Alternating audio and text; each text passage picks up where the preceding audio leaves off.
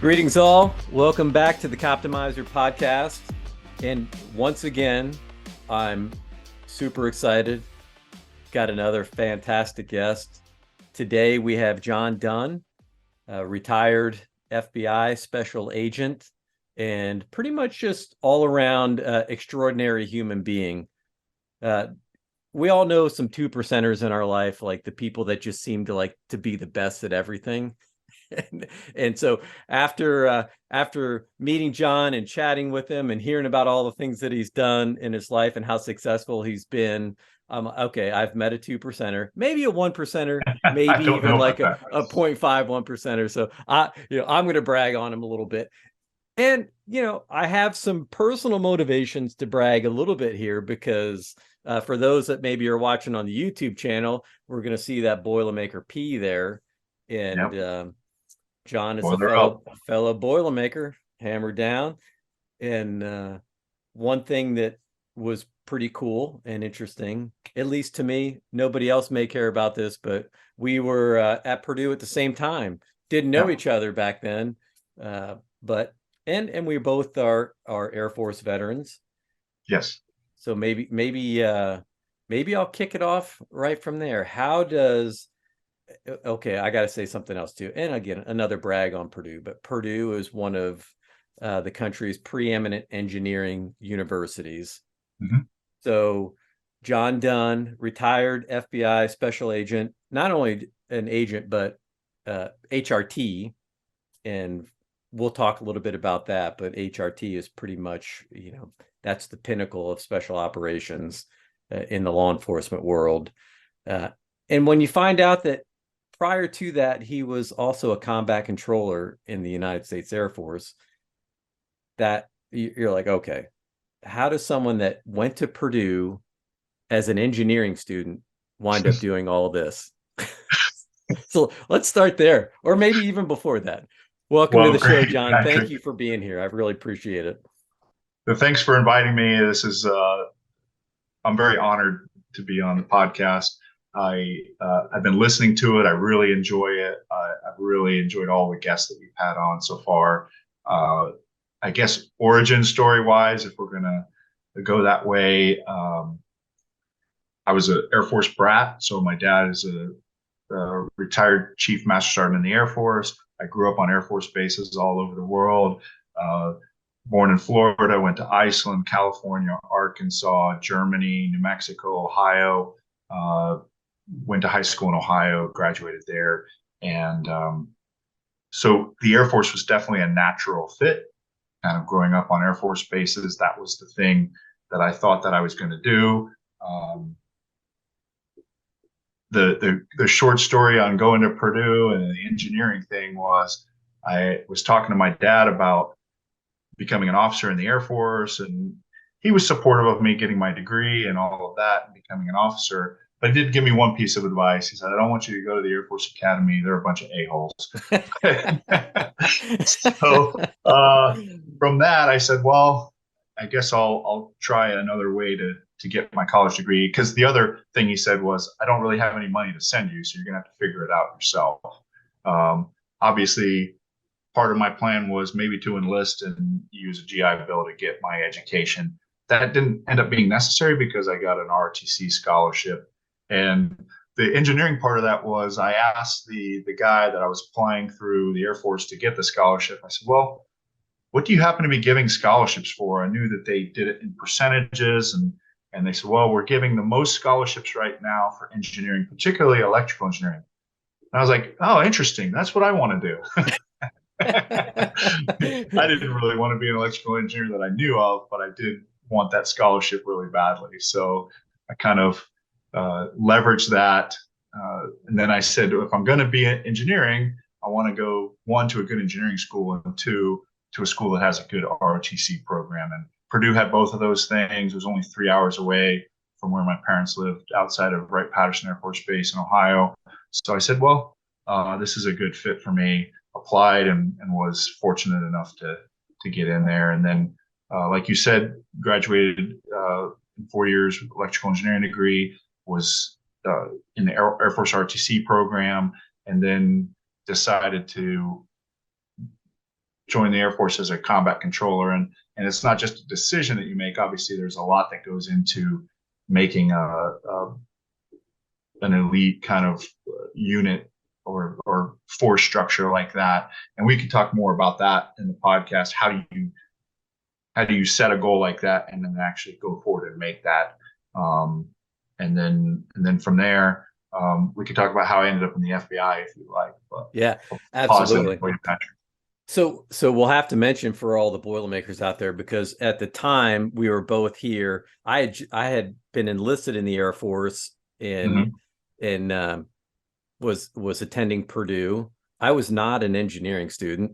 I was a law and society student. My dad, Army vet, and also he was an attorney, and he worked for State Farm Insurance for years. But I always thought, okay, well, federal law enforcement at some point maybe was in my future, or law enforcement in general. And then, well, maybe that. But while I was at Purdue, I had a job working in the chocolate shop. Oh yeah, Harry's chocolate shop. They don't sell a lot of chocolate there.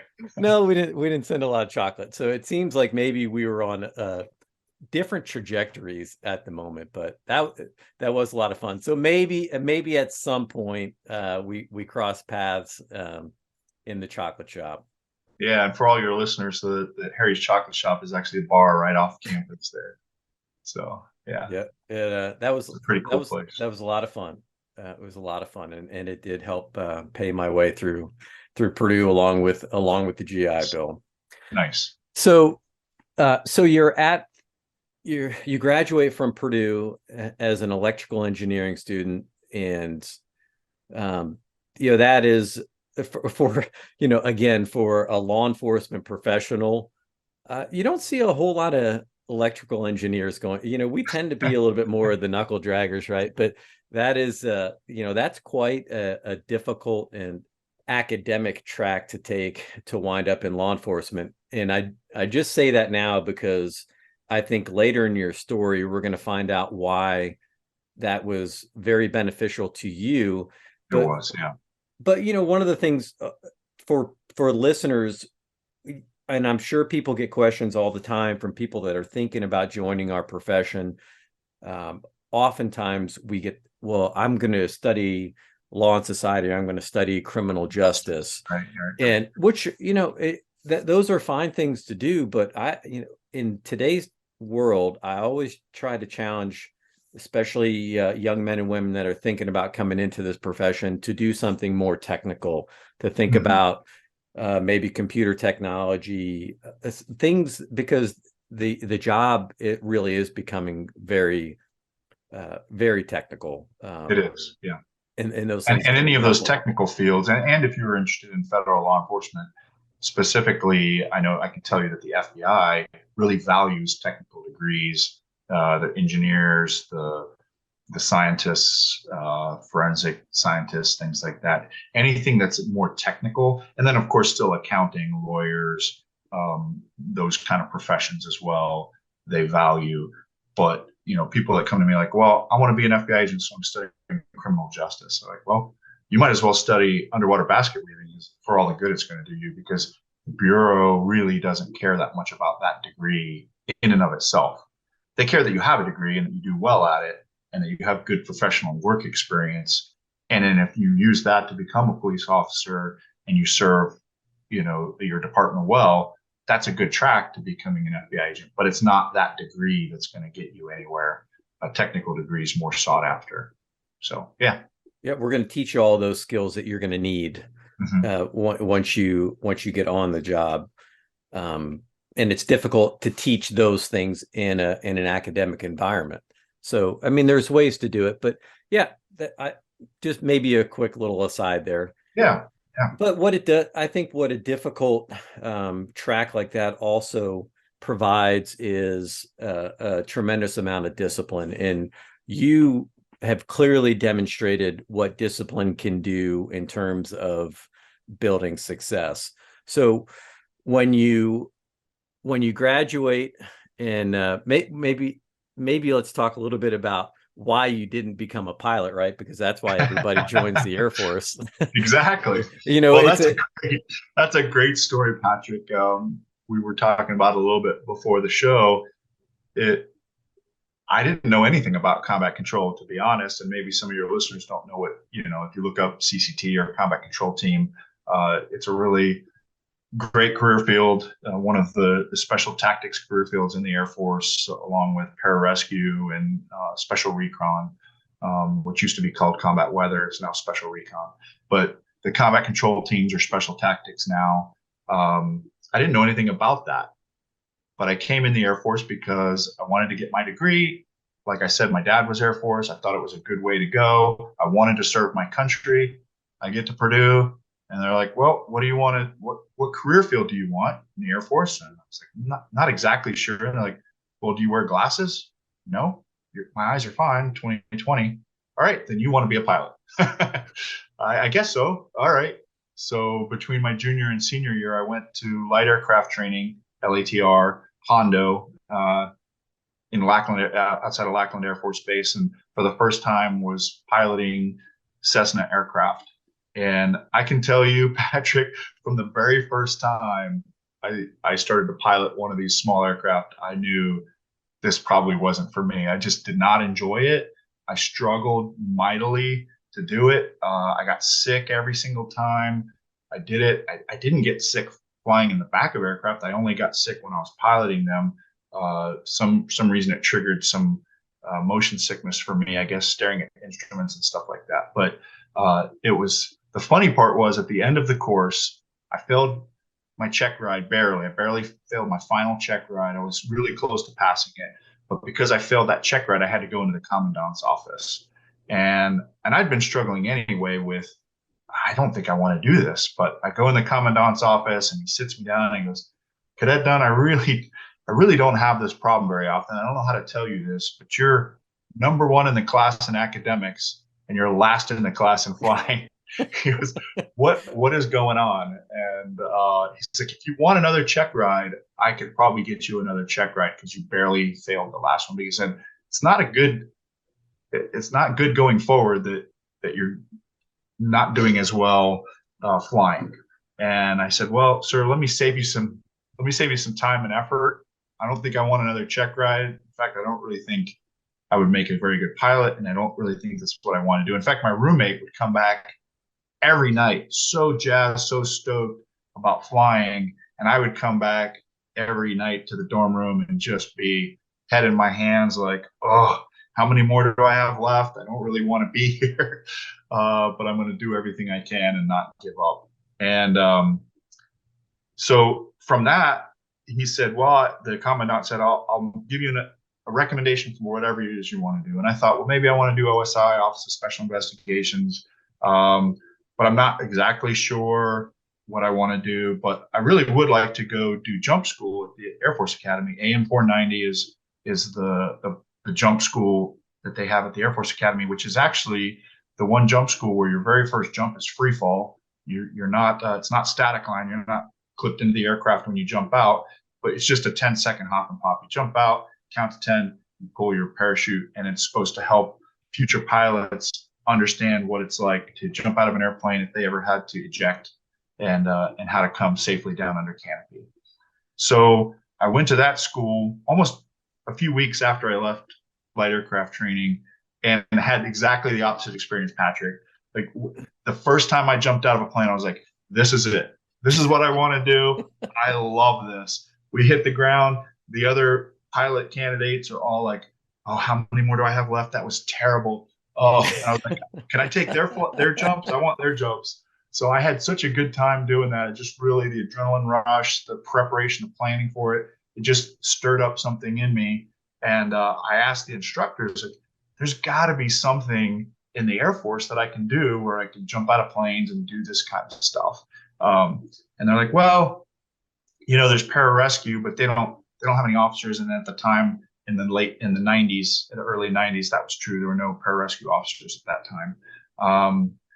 They're mostly just assigned to rescue squadrons, and they had pilots as their leadership. But they said, well, there's some combat controllers too, and I think there's some officers in that, but there's not very many of them. And it reminds me of that line in Dumb and Dumber where he's like, "So you're saying there's a chance, one in a million? Well, so you're saying there's a chance?" And I took that as, well, if there's some, I can do it. If there's some combat control officers that are in existence, that's something I could do. So I went back to Purdue, researched what it took to become a combat control officer, and then I was just off to the races. I committed to doing it. Like you said, I was disciplined in my training, made a plan, and then went forward until I eventually became a combat control officer in 1991. And so at that time, I don't necessarily know. Now I think people have a much higher level of awareness of special operations overall. Green Berets, SEALs, MARSOC, all these units. There's a lot of information that's out there. Back then, there was no information. I mean, it was true. You really didn't know about it. So when did you understand? Did you really know what you were getting yourself into when you started down that path?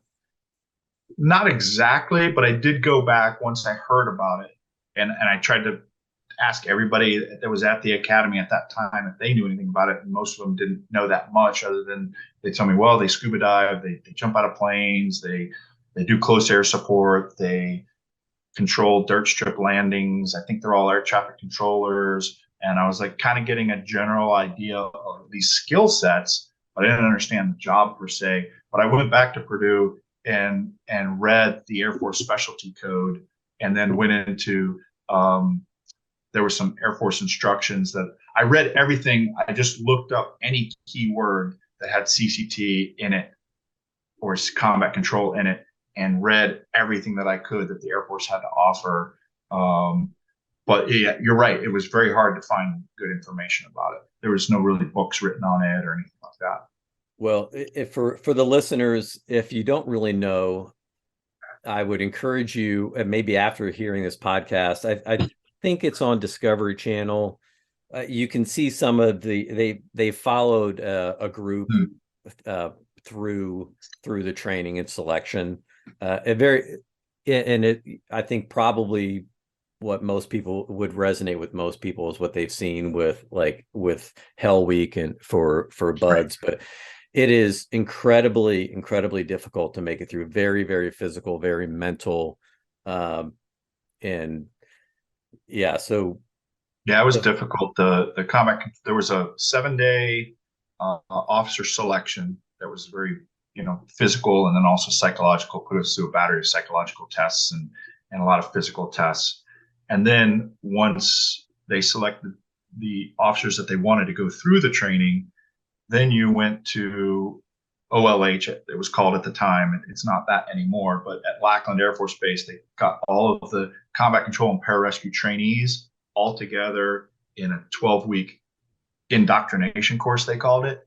And it's just brutal for 12 weeks. You're in the water, you're in the pool 4 hours a day, you're running multiple times a day, you're PTing constantly. And we started with 88 in our class. Out of that, there were 8 officers, of which I was one of the officer selectees. And we ended up with, out of 88, there were 8 of us that graduated OLH, and 2 of us were officers. Myself and Bill Collins were the 2 officers that graduated OLH. And then we ended up getting through the whole pipeline, because after that, as you know, Patrick, there's still the pipeline of training.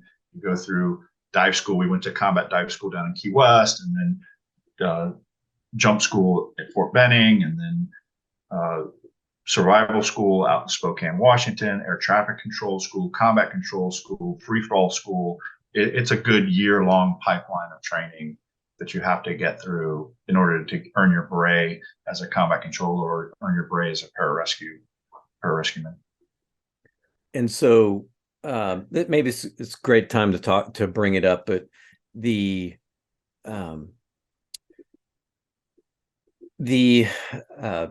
story of John Chapman, who was a Medal of Honor winner from the United States Air Force. He was one of your teammates. He was my teammate, at the 24th. So, and again, it's just another for the listeners. If you've never read the book Alone at Dawn, that's a big shout out.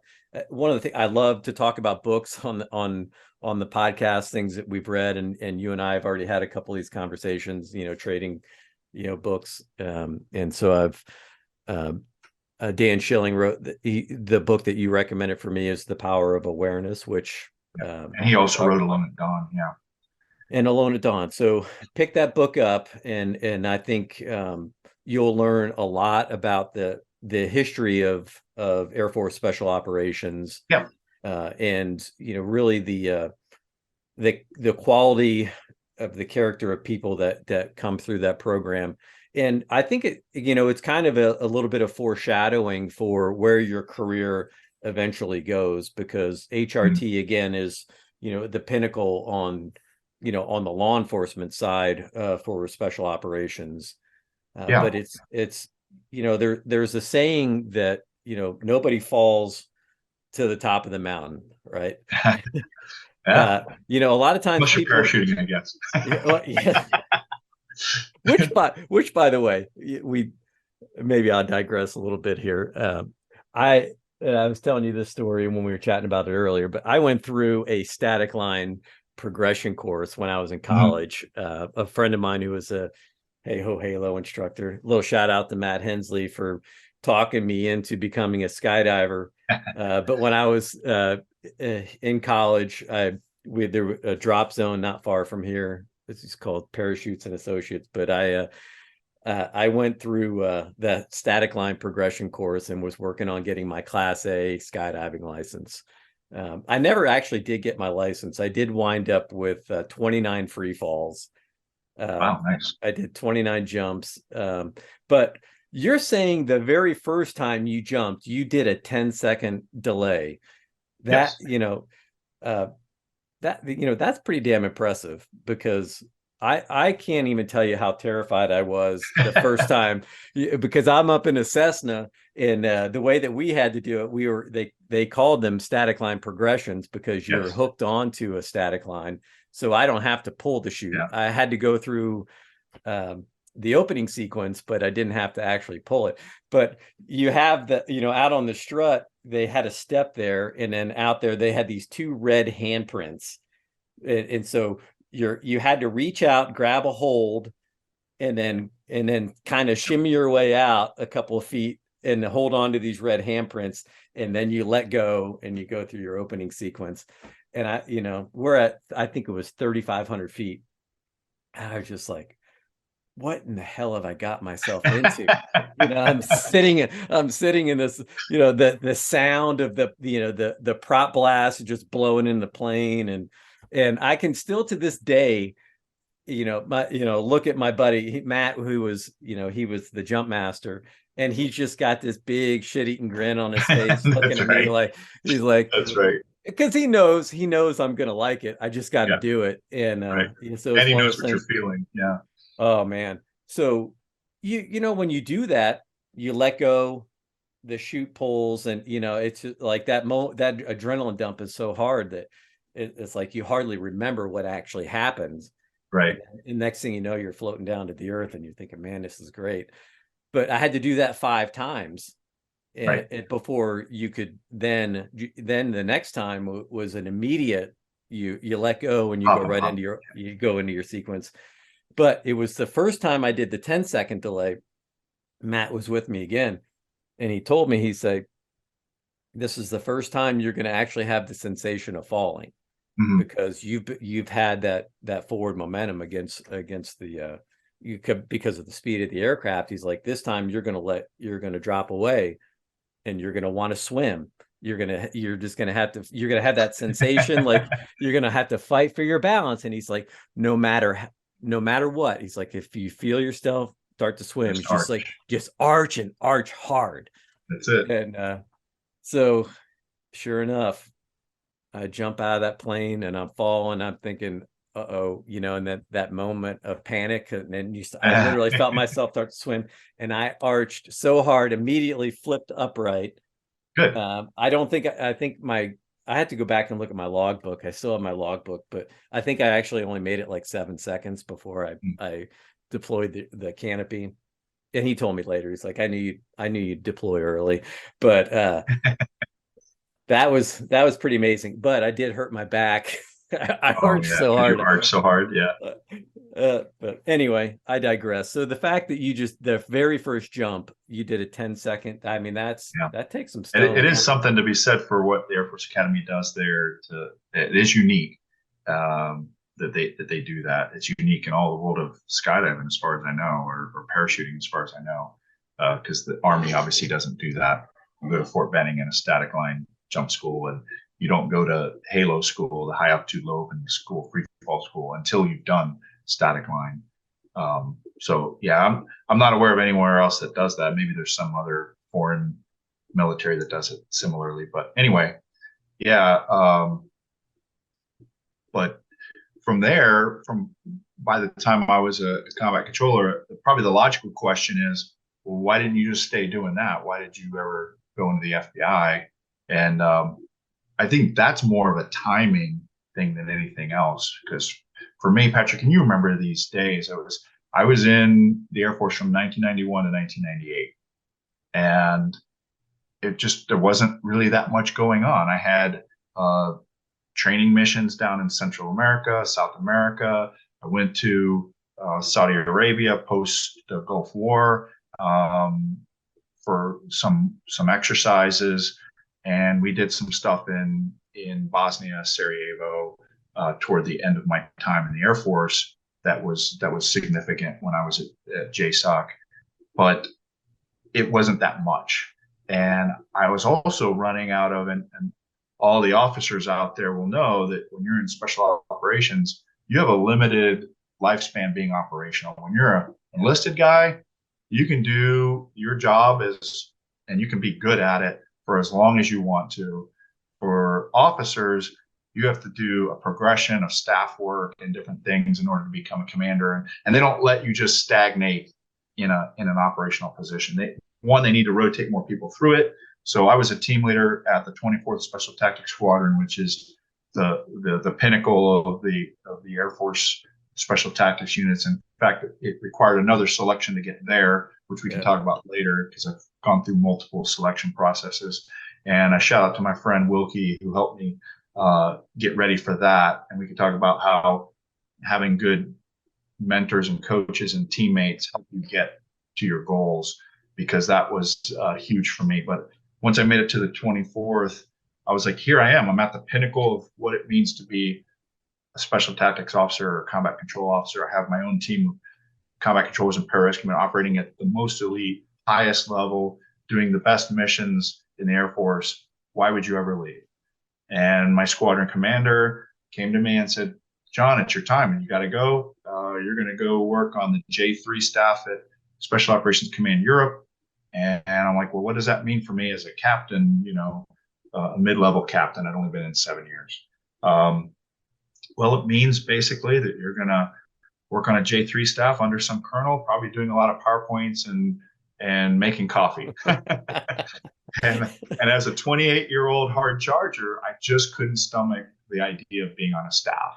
And there really wasn't anything out there. There was no global war on terror hadn't happened. We hadn't had 9/11. There was nothing to look forward to post that job either that I really wanted to. I was doing the job that I wanted to keep doing, but I was being told I couldn't keep doing it.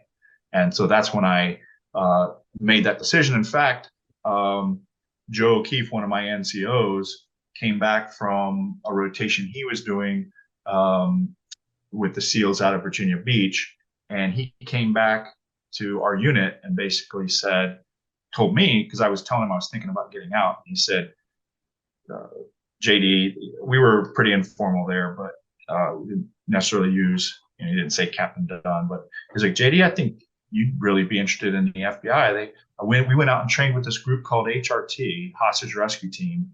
And they're like us. They're like hard charging special operations types. And I was talking to them, and they never have to leave. They can keep doing that job as long as they want to, and as long as they're capable of doing it. These guys were in their late 30s and 40s. And I was like, that seems so old to me at the time when I was 28. People in their late 30s and 40s, like What? doing the job that I wanted to do. And I thought more about that.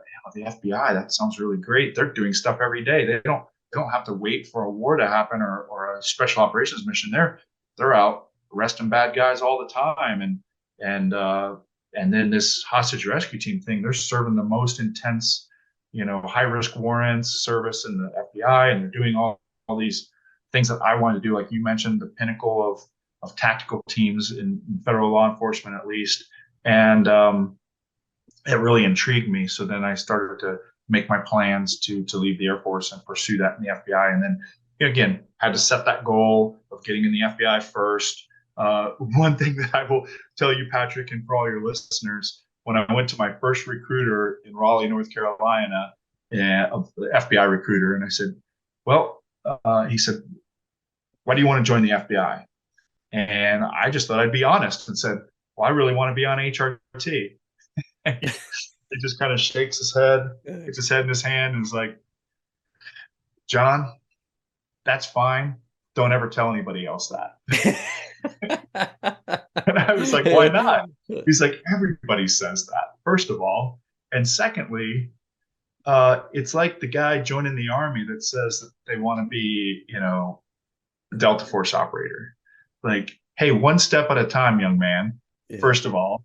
And how about you just join to do the thing that they do, which is be a special agent, investigate cases. Like, how about you just want to do that first? Don't join to do this special unit. Join the FBI because you want to be an FBI agent. And that was really good advice, Patrick. I thought that was excellent advice. And I didn't tell anybody else that I wanted to be on HRT until the time went to go to selection. So I was an agent for about 4.5 years out in Los Angeles before I tried out for HRT. And I was on the SWAT team out there. And it was great. I mean, some of my best friends today, Randall, Stan, Kyle, they're all from that I came on LA SWAT with them, and Brady. They were all the ones that I came on SWAT with, and love those guys. They're awesome. But yeah, that was good advice not to. And I think that's true for a lot of people. If there's a thing that you want that's very elite, very special, you don't need to walk around talking about that thing. Just quietly in your heart, commit to doing that and do all the things that it takes along the way. Nobody else needs to, you don't need to, it's just something you need to purpose in your heart to do, and you don't need to advertise it, I guess. Yeah. And there's a lot of reasons why it's important to work your way to those positions. And it's not the same, but I think similarly when CSI Las Vegas came out, that television show, next thing you know, there's the whole industry coddled up around CSIs, and, people wanting to join the law enforcement profession. Like, we would get so many applications coming in. Well, what do you want to do? I'm going to be a CSI. And It's just like, okay. How about you learn to be an officer first? Yeah. And by the way, they're going to want to do that next year. And right. It's like, well, right.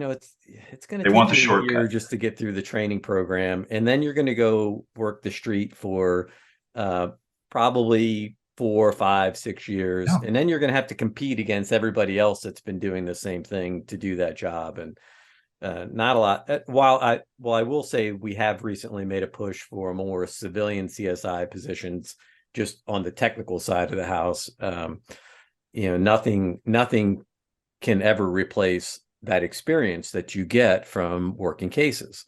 So you don't know what you don't know. Now, I will say, in your case, if it's somebody that's coming in green off the street and they're saying, hey, Mr. Recruiter, I'm going to go be HRT, and it's probably going to be, yeah, whatever, dude.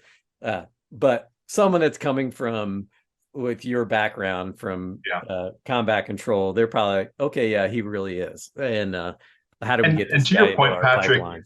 And to your point, Patrick, I don't think he knew anything about the 24th STS or being a combat controller. But what I took away from that is exactly right, which is, I don't need to explain it to him. I didn't need to be like, well, you don't understand. I'm different. Right. You don't understand. I'm a special case. He Right. didn't need to know that. He had good advice, which was just do the thing that you want to do. Be an FBI agent because you want to be an FBI agent. And then if you still want to go and do HRT, do that too. But you know what? I would give the advice, and I've given it to other people. Don't join the FBI just to be on HRT, because if you don't make it, you're still going to be an FBI agent, and that's going to be a long road if that's not what you want to do. So Yeah, absolutely. That's great advice. Great advice. even in like say I joined the Air Force to become a combat controller, and I don't make that, which a lot of people, eight out of 88, a lot of people didn't, and ended up doing other things. If you if you don't at least like being in the Air Force, that's going to be a rough road for you. I wouldn't say join the Navy just to be a Navy SEAL, because you're still going to be in the Navy if you don't make it through butts. So you kind of gotta want to be part of the organization as it is, and then have this other extra goal to be the next thing. So so that's probably a great segue to discuss just the process of it all, because one of the things where we've met is through this Axon coaching group and this initiative to bring executive coaching to public safety. And and we were talking about before we went on air about the differences that I think we both come to learn over the years, that there's a big difference between having a mentor and having a coach. And while both are important, they are different. And it's just, and maybe even kind of goes to your point there, what you're saying, what your recruiter is giving you good advice, right? That is a mentoring piece of advice. That, hey, let's start at step one. But what a coach is going to do is a coach is going to say, okay, well, what is your goal? Why is that your goal? And have you given that thought? And now let's start working. Yeah. And now let's start working through the processes to figure out, is it the right goal? And if so, how do we get you there? But then also keep you open to all of the things that you're going to learn, on the way in that process. And and that coach is going to hold you accountable and walk you along the way and be with you as you go through all the struggles. The mentor just points you in the right direction and gets out of the way. You might not talk to them again. And we were talking before, like I've had plenty of mentors. Like when I decided I wanted to be on HRT, I found someone on HRT after I was in the FBI, talked to them. There's like, hey, this is as much as I'm going to tell you about selection, which wasn't very much, but this is what the job entails. This is what you should work on to prepare for selection, things like that. And that was good mentoring. Like he just gave me advice based on something he had done. And it was good, but he wasn't a coach. A coach were, I didn't have like maybe an official. I would have loved to have like an Axon coach, but my coaches were the people that I went through my selection training with, like Mike and Kyle, and we went through together.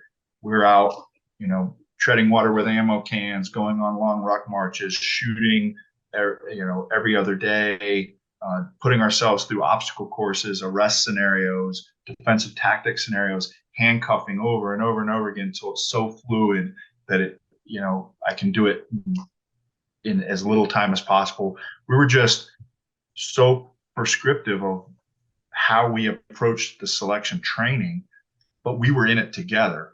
And that was kind of, not that the coach is going to be doing the training with you necessarily, but they were with me along the way, holding me accountable, talking about our progress and our next steps and next goals. So to me, that's the difference between a coach and a mentor. But it goes back to, Patrick, what you said, like, how do you you decide you want to be in a special mission unit or on a tactical team?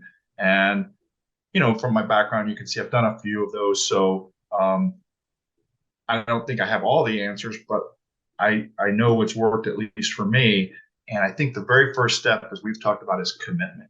You've got a purpose in your heart. this is what I want to do, and I won't accept not being able to do it. There has to be no quit in you. If there's even a modicum of doubt that it's what you want to do, when you get in the middle of that process and it's really, really hard, you're going to quit. And you got to have no quit in you. I mean, I was telling you a story about basically swimming across the bottom of the pool for at combat control indoctrination and getting ready to pass out. I was about to pass out, but I was so committed to I wasn't going to come up and get a failure on that event, because enough failures add up, they kick you out. I was like, well, they're going to have to pull me off the bottom of the pool and resuscitate me, because I'm not coming up. And I was resigned to whatever that took. I was going to do it. They were going to have to drag me out of there on a stretcher. And of course, at that moment is right when I hit the wall, came up, so my lungs were there and like came to again. But that same kind of no quit, I'm not going to quit no matter what, even in HRT selection, there's plenty of opportunities, plenty of strong, good, solid FBI agents, way better athletes than me, that just decide it's not for them. And so that number one thing is commit to, that's what I want to do, and I'm not going to accept anything else, other than a severe injury or something catastrophic happening, which you can't really predict. But I will say, as far as the injury goes, the more prepared you are, the less likely you are to get injured. We have all the time people, well, I went to selection, I went to this, and I got stress fractures. Well, stress fractures is something that you can avoid by building up your tolerance to running and ruck marching and weighted exercises in preparation. You didn't do enough preparation, you're going to get stress fractures, or you're going to have some of these repetitive use injuries. You got to be smart in your training to avoid those repetitive use injuries. So that leads me to the planning. You got to, once you've purposed that that's the thing you want to do, you've got to plan it out. It can't be something you just decide to do 2 months out and then just do it. Like, you've got to plan a good year and a half, year out. This is what I want to do, and start working towards that. I knew when I was at Purdue and I made that decision between junior and senior year that I wanted to be a combat control. I had my entire senior year to get ready for officer selection and OLH. And I didn't know how to swim well. I mean, I knew how to swim. I did the mile swim in Boy Scouts, and I knew how to swim, but I wasn't a competitive swimmer. I didn't swim laps for a workout. I didn't know how to do flip turns. I didn't really know how to do a great, stroke. I didn't have an efficient stroke. So I found a person, one of my RTC classmates, Jeff Collins, and I said, help me out. This is my goal. Can you show me how to swim better? And I was in the pool, 4:30 in the morning at the co-rec and just swimming like my life depended on it. Every chance I got, I was in the pool, because I knew that was a weakness. So working on your weaknesses is another thing. So don't just work to your strengths. You got to work on your weaknesses too. So that planning, I was able to plan that out. And as you know, that, and then the next one is discipline. And you know this, you have to have the discipline to do it. And it's not just the discipline in the moment, like, oh, I'm going to be disciplined to be at selection and to do my best in that instant. It's the discipline to show up in that preparation phase every day, grinding it out, and even being disciplined to rest. All right, I'm going to do this periodization, and I'm going to work hard for these 6 weeks, and then I'm going to take a week off, and then I'm going to work hard for these 8 weeks and take a week off. You got to even be disciplined in your rest, as you know, Patrick, so that you can build your body up and not be subject to those repetitive use injuries and things like that. So you got to be just as disciplined in your rest. And, we talked before about sleep. Sleep has to be a big part of what you do, that recovery and sleep. So a lot of breathing exercises, sleep, meditation and prayer, whatever is right for you. Nutrition, obviously a huge component to these things, but planning those things out and not just being haphazard in your training. The other thing I'll say about discipline, this because you were at the National Academy, there's that saying right outside the FBI gym from Vince Lombardi. And, it says, the will to win is not nearly as important as the will to prepare to win. So I think that's such an important concept, that just having the will to win, a lot of people have the will to win. Who has the will to prepare to win? That's the important thing. And Patrick, it reminds me, you watch, I don't know, The Voice, American Idol, any of those kind of reality shows that are competitive, and they always ask them, why should you be the next American Idol? And I hate the answer. I hate the answer. That's because I really want it. I really want this bad. Don't you think everybody wants to be either a combat control or HRT operator or whatever that sets foot through those doors? Of course they want it. Who is willing to prepare to do it? So I think those answers for those people would be, well, I should be the next American Idol because I sought out all these singing coaches and I sang for 6 hours a day and I learned different styles of singing and I learned different styles of music and I put myself, in these very stressful situations and I prepared to win this show. And so that will to prepare to win is important. Then the final aspect, Patrick, is teamwork. Just you don't do these by yourself. You need to acknowledge that you're not going to get this goal all on your own. If you think you're going to do it on your own, you're fooling yourself. And I would have been fooling myself if any of the goals that I achieved, I didn't. And I keep dropping these names of people that helped me along the way because they did. They were so critical to me being successful. Kyle and Mike working with me on selection, Randall and Stan just working with me and doing Brazilian Jiu-Jitsu and doing handcuffing and defensive tactics. Like, if it wasn't for the people around me, and then you got to acknowledge your family. If you don't have the support of your spouse, your kids, then you're at cross purposes to your whole family structure. It's not going to go well for you. I can tell you multiple times people show up to a selection. I've seen it. They quit or they drop out because they tell me afterwards, yeah, my wife really didn't want me to be here. Or, I kept thinking about my kids and I didn't want to leave them so much once I became this or that. And it's like, well, you should have thought of that before and got the support of your family before you came. If you came to selection and that's unresolved, like you don't have their full support as a family unit, again, I think you're more than likely to give up that dream when the going gets really tough. So you got to have that family support. And then for me, faith. I'm a big believer that the faith component was big for me, and my faith in God and really resting on that. Like, I'm going to do all the work I can do. God's not doing this for me. He's not getting me through selection, right. But I got to rely on that faith component when I'm at the end of my rope. When I've done everything that I can do and I don't have anything left to give, I just got to have faith. And for me, those are kind of the components to making it. And the truth is, you kind of got to treat it like a second job.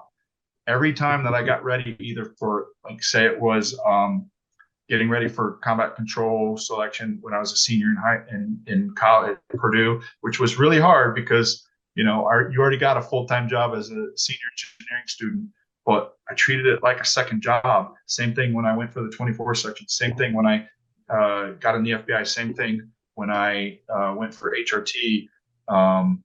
Don't focus on the minimum standards. People who come into those jobs like, well, I looked up what the minimum standards were and I trained to that. You can't train to the minimum standards. You'll never make it on those elite teams. If there was a max, I trained to the max. If there wasn't a max, I figured out, what your max was.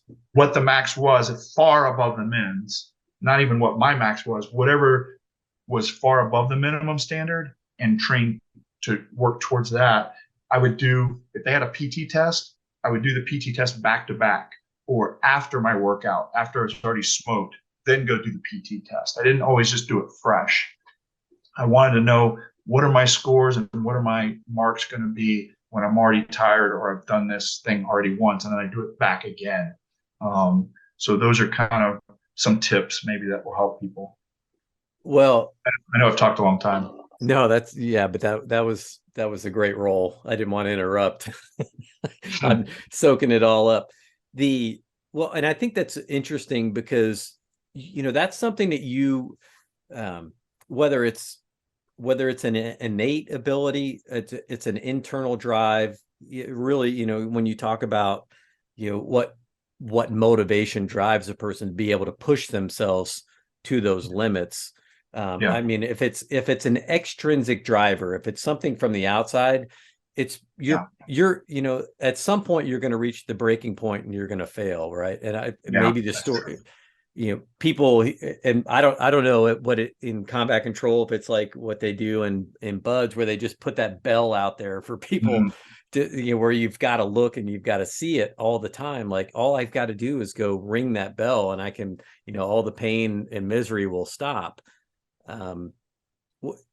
So what's the equivalent? Do you just have to walk up and say, they I'm done? had a bell. They had a bell, but all you had to say was, "I quit," and then they would walk you over to the bell and then you ring it out. And, yeah. Yeah. So, but sometimes, like if you weren't where the bell was, say they didn't bring it everywhere like they do.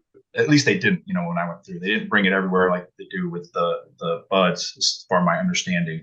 But like, say you were at the pool and you quit. You told one of the instructors you quit.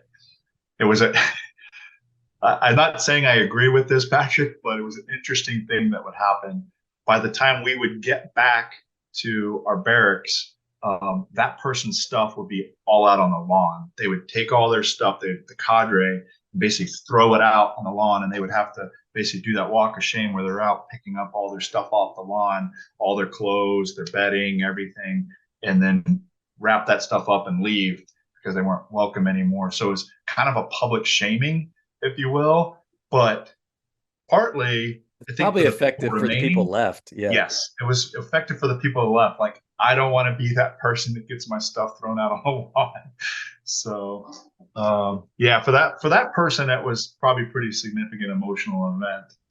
So it's the intrinsic things that are gonna push you through, but it's all but it's the preparation, right? So if it does mean something and it means enough to you, then it means enough to do the work to be ready for it. And that's right.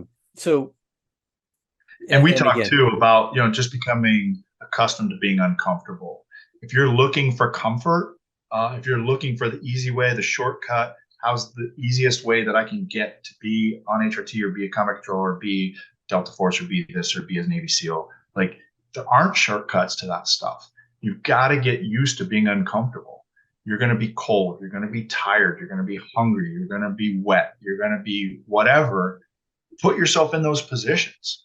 I mean, I was fortunate that being in Boy Scouts early on and being on Air Force bases and Scouts, we had like Air Force survival experts that would come and teach us stuff. But we were always out alone in the woods, creating our own little survival shelters, hiking, went to Philmont, hiked, for miles and miles with everything on my back. So already getting used to rucking, being used to being uncomfortable. You talked about ice baths, workouts. You make your workouts difficult, that high intensity interval training, like long distance running, swimming when you're not good at swimming, like all those things. Find the thing that you're uncomfortable with. If it's tight spaces, if it's small spaces, get in small spaces. If it's heights, start rock climbing. Like, get accustomed to being uncomfortable. And I think if you can do those things, and you don't have to want to be an HRT or be in special operations, but it's relative to everybody and what it is that you want to accomplish. So we talk a lot of time, I've had on several of the podcasts about the difficulty that we're having with recruitment and retention. In the recruitment process, one of the things that, and I know this is a big, from one of the organizations that I served on a national advisory board with, Fight Crime, Invest in Kids. They have another group it's part of Council for a Strong America. And they have another group it's called Mission Readiness. It's comprised of retired admirals and generals from the military. But one of their biggest concerns for the U.S. military is the lack of physical fitness, the rates of obesity for high school students today, that we just don't, and they, are calling it a national security crisis because we just don't have enough physically capable, physically, mentally, emotionally capable people of actually performing the jobs that are required across the military, not just in special operations, That's but right. the military in general. And in law enforcement, where we used to get 200 applications for every opening, then it was 100, then it was 50, and then now you have 20 openings and you may only get 20, 25 applications. And we know the attrition rate, at least for my agency, we ran between 90 and 92% from the number of applicants that applied to the number of people that would actually make it to becoming a police officer.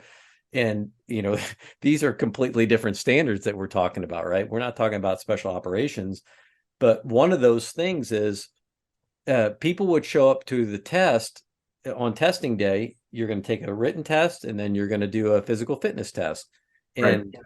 these are based on Cooper standards. It's a timed 1.5 mile run, push-ups, sit-ups, 300-meter sprints, vertical Yep. jump.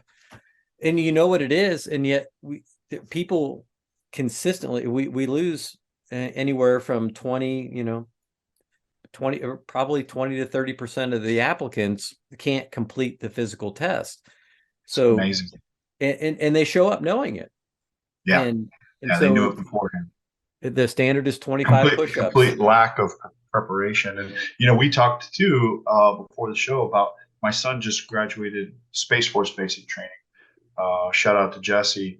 I'm very proud of him. He's off doing technical training to be a space operations specialist in Vandenberg Space Force base out in California now. But I was helping him prepare for basic training, and we did a lot of running and calisthenics, and talked to him about, hey, you don't need to lift a lot of weights, to prepare for basic training. They're not going to have you do a deadlift competition or squats or bench press. You're going to be doing push-ups and sit-ups and pull-ups and running. And when I got to his graduation, he said, hey, Dad, we didn't really train exactly right. I'm like, what do you mean? And he said, we only ran 4 times in 8 weeks. And I said, why did you only run 4 times in 8 weeks? What's going on in basic training that they're only running 4 times? He said, well, they said that too many people were getting hurt, so they're just going to run less, which is, as you know, that's the exact opposite prescription for that problem. Right. Let's Gosh. not make them run more because we're having too many people get hurt. And Yeah. Well, and we see this in law enforcement. I mean, 2%. The last data that I had was 2% of police departments have physical fitness standards post academy. Every academy has a standard that you have to meet to graduate. right. But then from there, which is again, it becomes one of those interesting questions. And when we talk about one of the things that wellness is been near and dear to my heart, fitness, Yeah. nutrition, these things, it's Nutrition's so important these days. and the point that I always try to make to people, if coming into this profession that and we didn't know this stuff 25, 30 years ago, but the average lifespan of a police officer, depending on which data you look at, anywhere from 18 to 24 years below the national average. Wow. So we know that there's going to be a lot of stress involved in this job. We know that, and we tend to focus on the things like the boogeyman that's out there, which are the gun assaults, the firearm assaults, the ambushes, which you have to focus on those things. Yep. But it's the cardiovascular disease, it's the obesity rates, the morbid obesity, the insulin resistance, the Yes. things that are the slow killers that you may make it through your career, but then you're not going to have any type of quality of life after you're done. And then That's right. the 48% of police officers, I think it's like have their of those that are going to have a heart attack, it happens by age 48. Almost half of police officers. So it's kind of crazy. So the reason I bring all this stuff up is because if you actually think about like what your career is going to be, coming in, knowing, all right, there are going to be physical threats, there are going to be emotional, challenges that I'm going to have. All of there's things that I'm going to have to be able to do to be successful throughout my career. If I can build this base level of resiliency right from the start, then that can carry me through. That's exactly right. And, and oftentimes, and I know we talked a little bit about this, it's, I owned and operated a CrossFit gym for years. And what the great satisfaction you get in doing something like that is when you see people that are setting goals for themselves. Maybe life gets in the way, kids, family stuff, genetics, all kinds of things, right? But generally it's choices, right? It's the slow drip of life. It's the one choice. It's the choice that what I'm going to eat for breakfast, coupled by what I'm going to eat for lunch, coupled by what I eat for dinner, coupled by staying up too late, not getting enough sleep, all these things, for a variety of reasons. They you wind up in a place maybe like, all right, next thing I'm 20 pounds overweight. Now I'm 50 pounds overweight. Now I'm 100 pounds overweight. And then, whatever that catalyst is, when people can find that to, within themselves to like, okay, it's time to make a change. And then they make this change. And now you have this person that is going to go out and they want to share that success with everybody. And that can be it can be a very powerful story. And I think one where it can be beneficial is for somebody that's in that position, like they see someone else that's navigated it, like, hey, that person's been to the dark side and they've made it back. We see a lot of that. But where I really take so much, just from your story and people that have had your type of success, is that you have found the recipe for success right from Jump Street. Like, I'm going to go. I'm very. You got goals. You've got processes that you've built in place, personal processes that are going to build that success. So you've navigated an amazing career, and I want to talk about some of those things here in a few minutes. Some of the things that you've had the opportunity to do because you've put yourself in the position to be able to be successful. And again, I go back that you didn't fall to the top of that mountain. You climbed and crawled and fought your way to the top. And it doesn't mean from time to time you don't slip. Exactly. I did want to point that out, that as flattering as that all is, and I do appreciate it. I'm very humbled by that. There were obviously setbacks along the way. There were mistakes that I made, and there were, definitely failures. That's why I like to tell the story about the pilot thing. I wasn't cut out to be a pilot, but I had to learn that. I think it's just as important to learn what you don't want to do as what you do want to do. So even people who have maybe gone to HRT selection or tried to do something like that and then didn't do it, I'm not saying that that's not part of that's as much as part of their life plan, that they figured out what they didn't want to do and now they're doing what they should be doing, whatever that is. For me, it was HRT, it was combat control. Other people, maybe it's not those things. But you got to find out what you don't want to do. And sometimes that's by trial and error. Not being afraid to try something. Exactly. Exactly right. Yeah. The journey of 1,000 miles begins with a single step, right? There you go. So with that in mind, so you put yourself in a position to have some pretty cool experiences with the FBI, outside of, getting to the pinnacle of that inside of special operations.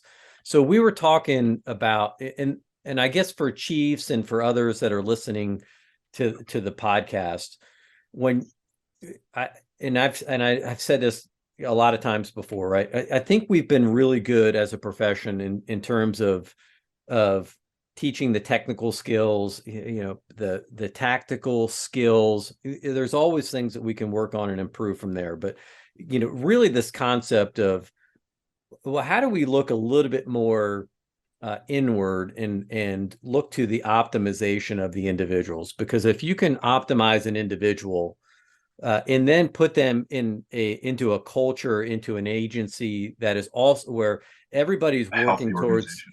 yeah, we're working towards being the best, right? We want to provide the best service we can to our community. We want to, and it doesn't mean, hey, look, we don't get to go have fun and get to go do the things that are exciting and that bring a lot of uniqueness to a profession in law enforcement.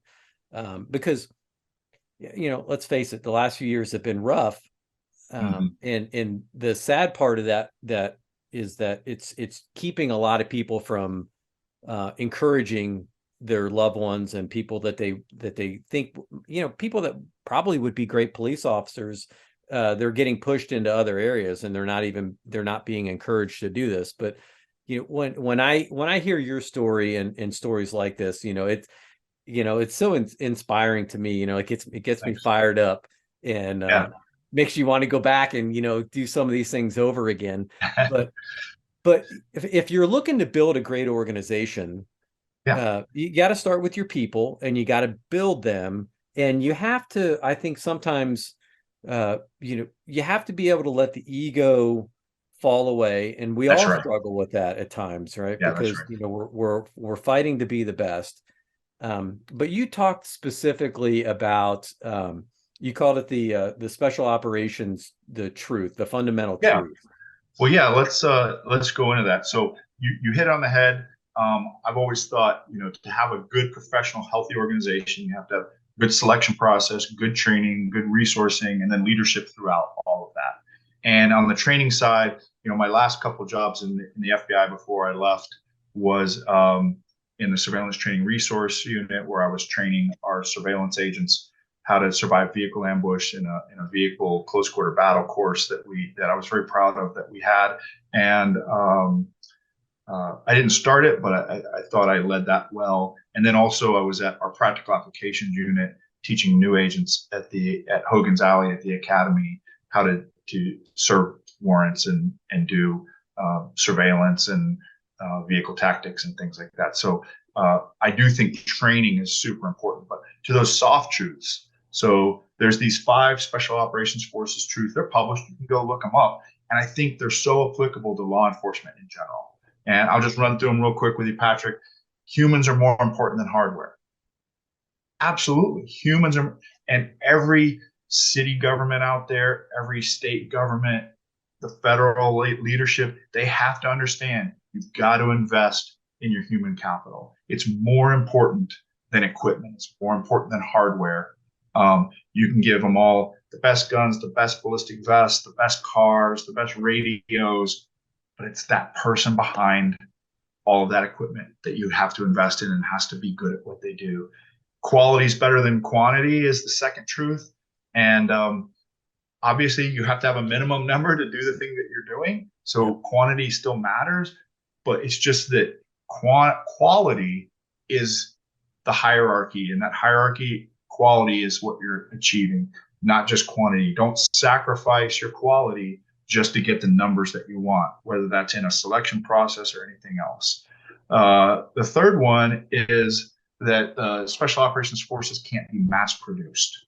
So you're not just it's not a factory process where we're gonna pump out good police officers. Follow this 1, 2, 3 step program and you're just gonna pump them out. It's a very individual sort of thing, and you've got to take time and care, and it's personal attention. Everybody's a little bit different. You got to find what speaks to them and what motivates them. You can't just mass produce good police organizations. A competent special operations force can't be created after an emergency occurs. And I would say the same is true of police officers. You can't have a big event happen in your city or in your state and then expect, well, because we had that thing, now let's go create a good, competent police force to deal with the thing that already happened. You have to prepare for that ahead of time, and you need to create your competent police force that can handle those emergencies before they happen. And then the final truth is that special operations require non-special operations force support. And we all know that that's true. Like, there's no HRT, Operation Combat Control, anything SWAT op that I ever did that we didn't have good TOC staff, good support staff supporting us. But in the context of policing, I think we really have to focus on a good police organization probably doesn't exist without the local citizenry support. Like without support of that local government, the city council, the mayor, the citizens of that city have to support that police organization for it to be good. So it's that social contract that we have between our police that are enforcing these laws, and basically the only thing, that thin blue line that stands between order and chaos. We have to have a citizenry and the society that supports that and says this is important and we need this for our society. And I think that pendulum's probably swung a little too far to being critical of law enforcement. And it's not that we can't take that criticism and learn and grow and get better, but we have to earn the trust back of the American people in the FBI and in our police agencies. We've got to earn that trust back, rightfully so, and then restore that social contract that they say, you're the people that we want to protect us, and we trust you to protect us. Yeah, those are so. Yeah, there's a lot right there. Humans are more important than hardware, and this is a conversation again when it comes to investing in your people. There's the agencies. It's important for leadership to provide the resources for the officers, but I also think sometimes in policing we get a little bit of a woe is me type of mentality. They're because there is a lot of pressure being put on organizations and individuals. So it takes both to work. So you have to have people that are willing to invest in themselves and that are going to set those goals that you were talking about earlier. Like, yeah, I'm going to work hard. Yeah, people all the time. It's like, well, if you're not going to pay me to work out, then I'm not working out. You ever heard that one? Because I know it's not. That is a universal truth, and you've got a group of people that are like, it's like, well, I work out because it's good for me and it's going to help me be successful in every aspect of my life. It's like, I would encourage you to do the same. I can't make you do it, but right. It's like, well, I mean, you heard me say that you got to treat these things like it's a second job, but it's a second job you're not getting paid for. You've got to put that time and effort in, and if you're looking for financial compensation for it, it's probably not the right thing for you. Because that's the other thing is, none of these jobs are going to make you rich in and of themselves. They're going to make you rich in life, right. As far as life experience and your purpose that you fulfilled for your life's work. But it's not going to make you financially, like you're not going to become a billionaire from this work. So yeah, you're looking in the wrong place if you're looking to get paid to work out. Well, and you know what? Hey, firemen seem to have figured it out, right? Yeah, and HRT operators are paid to work out too. Well, yeah, not before they get there. Not before they got there. And there's probably in policing organizations there's not very many organizations that have full-time SWAT, right? So that is if you can get those gigs, right, good for you. It's good. It's a good gig. Again, and I tell people, you don't fall into those positions, right? You got to fall and scratch your way. So you got to be willing to do some of that on your own. The quality over quantity, I think, is also really important because another hard truth that we're facing in policing organizations right now is, well, we don't have the people coming in. So it really is forcing administrators to take a hard look at number one, what are our core issues? What are the things that that we need to be focusing on? But also, when you're looking at right sizing an organization, the answer might not necessarily be, well, the calls for service are coming in, so I need more people. Well, you might, but you might not. You might need to be making different decisions about how you're utilizing the people that you have. What's the value per officer that you're providing to your community, and how are you measuring those things? So that again, I think that's another, Well, it's another one of your podcast guests brought up the whole idea of like police aides or cadets or things like that. Like, that's something that combat control figured out. Like they were facing, we're going to have to reduce our standards to get the numbers that we want. And they said that wasn't acceptable to them. And the Air Force's answer is like, well, I don't care if that's not acceptable to you. You need some numbers.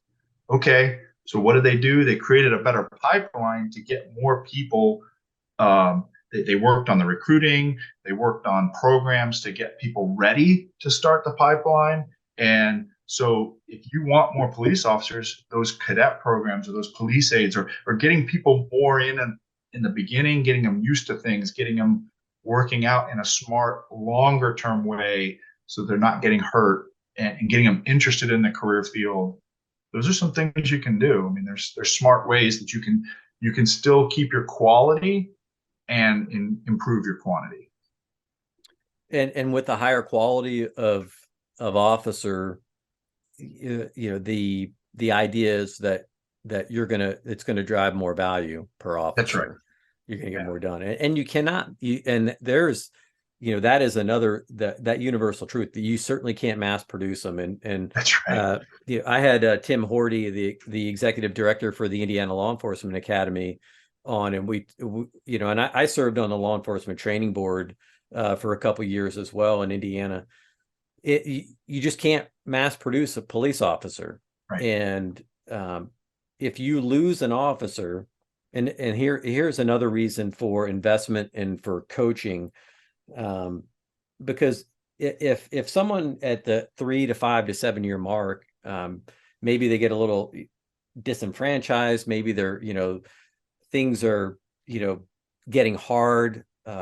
You've been working midnight shifts for a few years, things like that. If you can't reconnect to your purpose, and you can't really stay motivated for the reasons that you came into the profession, you might leave. And there's just not someone waiting there at the gate to come in and take your spot. And so as we talk about this program and the ROI for things that coaching can bring, and I'm not talking like executive and tech, the technical training. I'm talking about investing in the individual. That's right.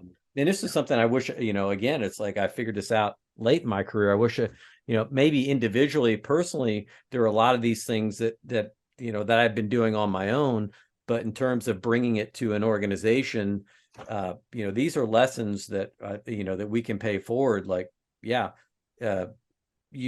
lose that 5-year officer today, it's going to be 18 months at a minimum until you have a 1-year officer stepping into his shoes. That's right. You can't mass produce that experience. And again, you gotta prepare in advance. So I love those truths. And then of course, lastly, that everybody needs support, right? Inside of policing organizations, of course, everybody thinks that their job is the most important job, right? Like the walls are going to fall down if I'm not here to do the job. If my unit is not here, like when I was at Patrick, when I was at HRT, and I was as a assault and became a sniper, and ended up as a sniper team leader. One thing I wanted to get across, and then I was a unit chief there for a while. One thing I wanted to get across to the other operators of the HRT is we are all support. This whole job is support. If you think that you're the supported unit, like you're the tip of the spear, you're doing all this stuff, you're fooling yourself. Without that good case agent out there in the field working a case, you don't have a job. If there's no warrants to serve, we don't understand that our whole existence is to support those agents in the field doing good casework, where we don't have the right perspective on things. So you should always know that you're not always the supported unit. A lot of times you're the supporting unit, and you need to be good with that, because don't always think that you're the one that everybody needs to support, I guess. So, all right, now we've talked about those. Good transition to some of your operational experience. You Okay. take all this training, all these years of experience, and what do we get to do with it? So, Yeah. when you talk about quality police organizations and maybe where, maybe Operation Guard Shack would be a good one to Yeah, kind of discuss absolutely. right now, and what that So entailed. people will say all the time, like, what, you know, this police agency or that police agency, what makes the FBI unique? What makes it the premier law enforcement organization in the world? And it has its problems. It has its issues, just like any, and we're suffering from some of those things now in the public's mind. But I can tell you, Operation Guard Shack, um, August 6, 2010. If you're not familiar, look it up. It was the largest tactical deployment in law enforcement history. 755 people from the FBI deployed to the island of Puerto Rico, where in one night, 133 corrupt police officers were arrested. And to pull off the simultaneous arrests of 133 different individuals in different locations was just a phenomenal feat that I was just very fortunate to be a part of. I was in charge of our technical operations unit. You said it would come back around to being an engineer. Well, being that electrical engineer made me, in all the units I was in, it was like, okay, he's the tech guy. He's the engineer. He knows radios. He knows antennas. He knows technical stuff. And that engineering mind helped me put together the communications plan for this Operation Guard Shack. So with really good team members I had, Mike Schooley, Andy Corral, different guys that helped me out create this communications plan across the island of Puerto Rico, where we ran 4 different tactical operations center, 1 big command post, and it was just 65 tactical teams on the island doing arrest after arrest after arrest. Basically, each team had a phase 1 and phase 2 arrest. We executed all the phase 1, the most critical or most likely to be violent or to flee. We did all those first, and then each team would then turn around and do a second arrest immediately following, before word would get out to warn that second round of individuals that the first ones had happened. So we were successful. We got 131 of them that night, and then the other 2 turned themselves in later the next day after realizing that we weren't going away. But the point is, like, that was a monumental thing. My buddy Lance Keppel planned that operation. He's another combat controller, electrical engineer from Penn State. He and I were roommates in the Air Force, and then ended up on HRT with me. He planned the tactical side of it, and I planned the technical side. So 2 combat control, former double E's were planning this huge operation, and it was pretty historic, and I was really glad to be part of it with some great teammates. Yeah, another thing that I got. Wait, I gotta say real quick, because we can't let this one go by, is because you mentioned to me. You also earned the nickname Gilbert. Was that your call sign? Yeah, well, it was at HRT, and this brings me to the second thing of, we did a lot of missions over in Iraq.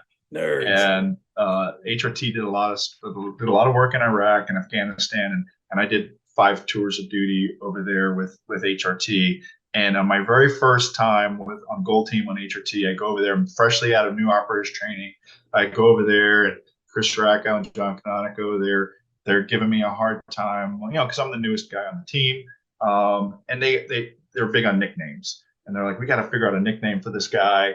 And finally, they landed on, because of my engineering background and the fact that I was working all the communications. I came up with the communications plan, the movement plan, the navigation. So I was what we ended up calling technos, tactical electronics communications navigations operator. So I was the technical guy on the team, doing all of the navigation and communications. They called me Gilbert from the movie Revenge of the Nerds. So I was our Gilbert, and played by Anthony Edwards, by the way. That's right, Goose from more famous from Goose. But you know who else? So who else was in that movie was Curtis Armstrong.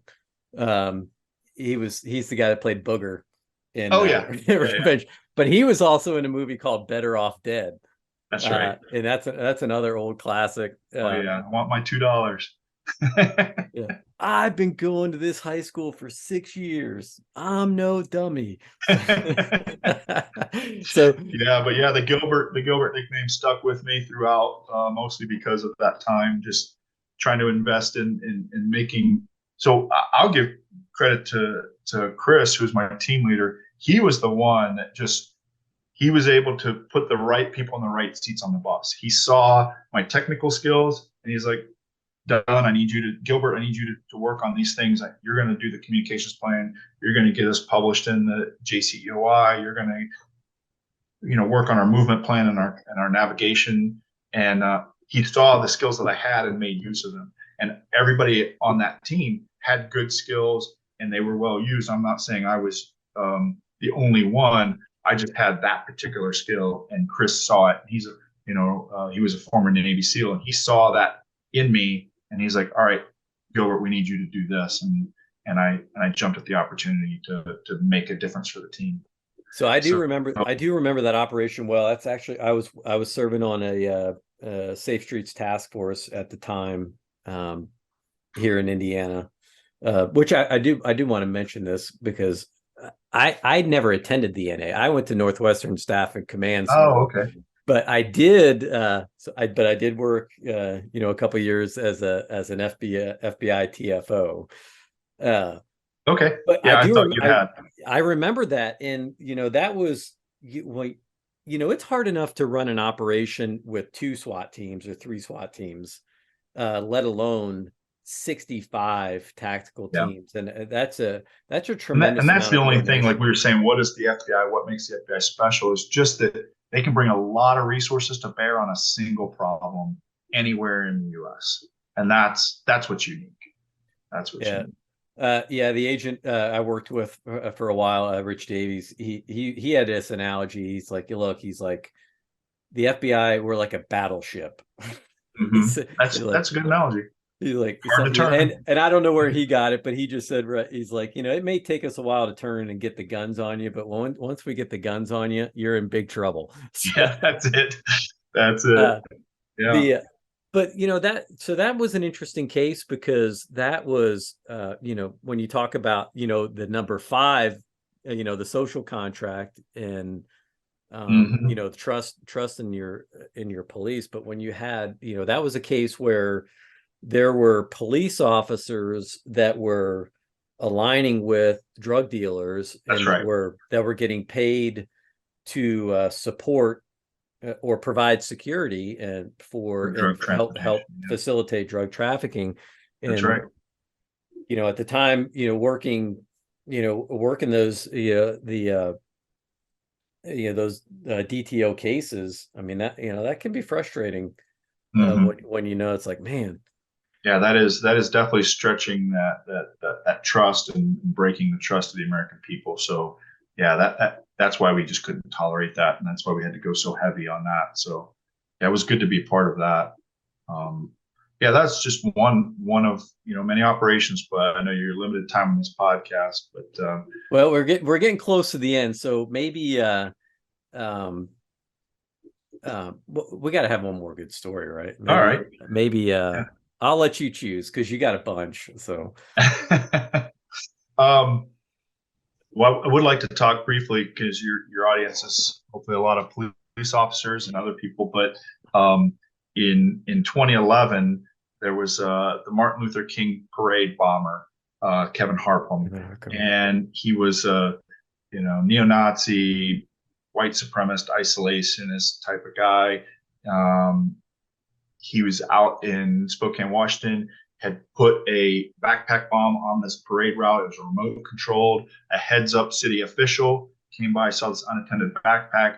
They brought in the fire department EOD. They rendered it safe, sent the backpack bomb back to the FBI lab. The FBI lab comes back and is able to identify through some DNA and fingerprinting this guy, Kevin Harpham. Frank Carroll out there in Spokane, a friend of mine, did a great job on the case. Again, that casework is so important. and they basically figured out this guy's thing. But he was in tactically, it was a very difficult problem. Being a survivalist, he's in this kind of like a mobile home, but the back of it's against like a cliff. Like you're not going to approach it from the black side or the back side. The whole front is just a full-on open, no cover, no way to approach it stealthily. Like you're not going to approach his house, and he has all these guns, explosives, booby traps, firing ports. Like it's just a death trap you're walking into if you go. And he never leaves. He doesn't go away from there on a regular basis. So they have him under surveillance. They realize that he's looking to buy a car, and they're also thinking he's probably going to try to flee into Canada because that northern part of Washington State, it's easy to get across the border. So they were worried he was going to leave. They get a good undercover operation where he ends up communicating with what was an FBI agent about a used car that he wanted. And we made a plan for him to go meet this undercover, female undercover, at like a Costco parking lot to sell the car.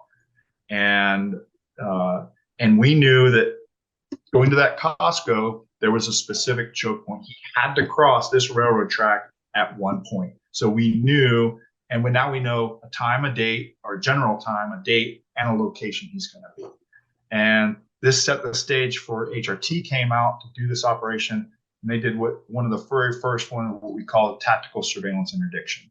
So instead of hut, all dressed in camo with all of our gear, going up to his house, banging on the door, breaching, going in, trying to arrest this dangerous guy, they said, let's basically set an ambush.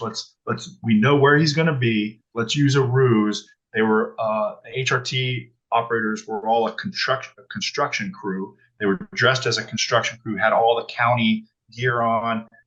One of the legendary HRT guys, Derek, was driving a backhoe. He was like Cool Hand Luke all day, digging a hole, filling it in, digging a hole, filling it in. He's in the back there running this backhoe as traffic's coming through, and these HRT guys are letting people through. But they know that Harpum's going to come through any minute now. And they got the guy out there, with the stop sign. He's an HRT guy. He's on the radio. Harpum comes up. He says, yep, go on up there. And they have it so that he can't cross the road track. It's physically blocked by one of those old like crank rail car type things. He's not getting once he turns the corner, he's not going across. And then the backhoe that Derek's driving is right behind him. He's not backing up. So he's pinned in now. He doesn't really know it yet because now there's another guy with a stop sign like, yeah, I'll move the car in a second. Hang on. Hey, shut your car off while we're operating this equipment because we can't have that. We ask you to turn your car off. So Harpum turns his car off. On the command of execute, there was a buried explosive on the passenger side of the car that is used as a diversion. They light off that explosive in the ground. It's not meant for anything other than a diversion. Plus, they're throwing flashbangs. Plus, Derek drops the bucket of the backhoe on the trunk of the car, which makes all the windows shatter and basically creates the element of surprise that we want because the people at the door now go up, grab him, pull him out. He's in handcuffs before he even knows what happens. But he had a loaded gun under the seat and he had a loaded AR in the trunk, and he never had access to either one of those. And I think I love that case example because that's another example where the FBI can really bring to bear some very clever ideas, and HRT since that moment has been doing a lot more of those type of creative ways to get high-risk people into custody rather than your traditional, speed, surprise, violence of action, dress in all heavy equipment and go in the front door. That's less likely for any of the HRT guys to do than to create their own opportunities based on good intelligence and good planning. Well, we've seen a lot of examples over time of operations like that have gone wrong, right? Because and we wind up creating a greater risk to the public than what's necessary, and in turn doing so, creating more risk for the officers. I guess that's maybe what maybe we're gonna have to have another show so we can talk more about the specifics about planning and Yeah, operations, because I love that aspect of yeah, it. But yeah. you know And what? Patrick, on that one, I was also the tech guy again. I was running all the Nice. presentations and everything, but I didn't want anybody to get the wrong impression. I wasn't the guy dragging Harpem out of the car. But on another podcast, then we can talk about being the one FBI agent on the Zarqawi scene when they dropped two 500-pound bombs on him in Yes. Iraq. Okay, man. That was another one where a longer story than we have time for, but again, in general, I just want to say about that, Patrick, sometimes you're just at the right place at the right time. You're at that intersection of preparation and opportunity. And you make your own preparation and then the opportunity, and you got to recognize that opportunity when it's there. But the opportunity is meaningless if you're not prepared for it. And I was perfectly prepared for that opportunity when it occurred in June 7th, 2006, when they finally figured out where Zarqawi was and dropped two 500-pound bombs on him. But the ensuing sensitive site exploitation we did on that site was really critical. And I happened to be there and was proud of what we were able to accomplish on that scene as well. But Well, big yeah, shout out. But I'm just going to give you a thank you from America for that one, for you and your team on that operation, because that was the thanks. just to remind people real quick. I mean, he was the it was Berg, where he was Yep. responsible for the beheading. Yeah, he beheaded Nicholas Berg and oh gosh, I'm sorry, I forget the other gentleman's name, and that's Yeah. really bad of me. But he beheaded two American citizens, and he was the emir for Al Qaeda in Iraq, and he was responsible for a lot of bombings and killed a lot of people. He was the worst of the worst. So, and we've been looking for him for years. You can read a lot about that, the hunt for Zarqawi in McChrystal's book, Team of Teams. A lot of people have written about it, but it was a huge team effort to get him, and glad we did. Definitely took a bad guy off the deck that day. Well, a couple of thoughts in closing. Some of what you just said, I think, just really kind of encapsulates everything that we were talking about on today's episode. Is that when you are properly prepared and when you put in the work, the opportunities are going to come to you. That's right. And when they do present themselves, the moment's not going to be too big for you. You're going to be ready for it. And for police officers in America today, there is a ton of these opportunities that are out there. And the good thing is that it doesn't have to be at the scale of a Zarqawi strike. That's pretty damn awesome. That's right up there with some of the best, right? But those little opportunities are there every day to make an impact, a positive impact in your community. Even if it's just solving robbery cases, homicide cases, even just personal crimes. People are out there being victimized every day, and they need officers that are centered, that are emotionally regulated, that are physically and emotionally, tactically prepared to go and do what's necessary in the moment. Physically prepared. We talked about doing Brazilian Jiu-Jitsu to increase your ability to handle people. I think that's important. And I would encourage all of your listeners, go out and get good training in Brazilian Jiu-Jitsu or a grappling art that allows you to better control people when they need to control them. Well, yeah, the confidence that stems from competence is, and tactical guys, I think sometimes take these things for granted. And again, this could lead to a whole nother a rabbit hole. But one of the things that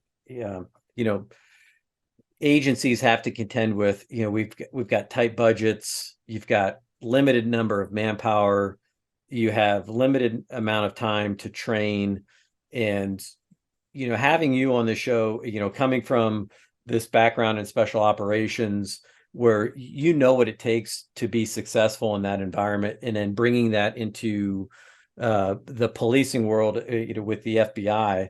Um, we talked on a previous podcast about, this concept of taking the special operations model to policing. Yeah. And I think that, it's kind of the perfect example to be able to say, look, if we, in part of those truths that you were talking about earlier, if we can get the right number of people, even if it means overstaffing compared to what we think, maybe we think that's overstaffing, but maybe that's actually right staffing. That's it. Yeah. Which, what might require us to, kind of, unbox ourselves. Like, don't think about things in terms of, well, we've always had 150 people or 500 officers or 1,000 officers. Maybe think about in terms like the way that you were describing the raid that you just did on the Harkham raid. It's like, maybe, sometimes there's a different way to do things, and sometimes Sure. it can be better. There's always going to be some core competencies that we have to have, but all right, I'm making a list. Yeah. I got it. Well, I know that you like to ask your guests, because I've listened to your episodes. What else did I miss? What should I have Yes. asked you? What So did I'm I going to miss? preempt that and tell you, uh, you should have asked me. So what do you got going on now? And Yes. and I'll tell you, Patrick, for your listeners, I'll be out at TaserCon later this month in January, and I'm gonna be doing a lecture on vehicle ambush survival for police officers. It's something I used to teach in the FBI, and I'm happy to do it. I also have a consulting business now with another retired agent, Baylor, and two retired SEALs, Pete and Bill, and we do de-escalation training, and we do counter surveillance and doing this kind of training for vehicle ambush survival. So, you can get a hold of me at john.dunn@stronggatestrategies.com. Stronggate Strategies is our business. We don't have a web presence. We're trying to keep, more of the gray man concept. But yeah, john.dunn@stronggatestrategies.com. And yeah, I look forward to seeing anybody out at TaserCon. Please come up and say hi if you heard this podcast. And I'm looking forward to seeing you there, Patrick. I can't wait to meet you in person. I've got a whole list. So when we're done here, we'll start talking about episode 2 if you're willing to spend another couple hours with me. So.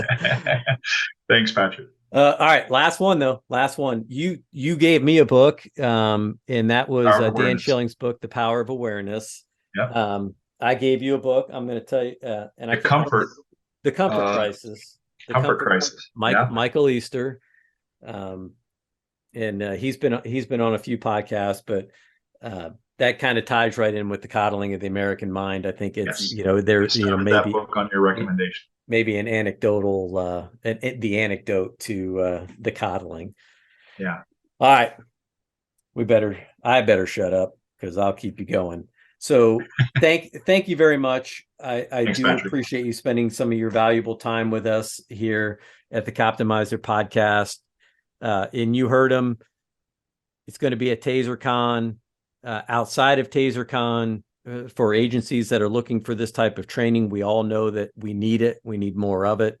Yeah. And I'm also an Axon coach if anybody wants to schedule with me for some coaching. Okay. Yeah. Well, you better clear some time on that calendar because it's going to fill up in a hurry. And for those listening, if you haven't talked to your agency yet about getting access to Axon coaching, I would highly encourage you to do so, because John is the quality of the coaches that are waiting there to help you. And I'm excited to see what that program is going to do for our profession moving forward. It's really exciting. It's long overdue, but appreciate you for doing that as well. So thank you for your service to our country, not just in terms of the military, but also in your time with the FBI. And thanks for spending some time with us today. Thanks, Patrick. Boiler up. Boiler up. Hammer down. Going to axoncoaching.com. 1042.com. Check us out and contact us today.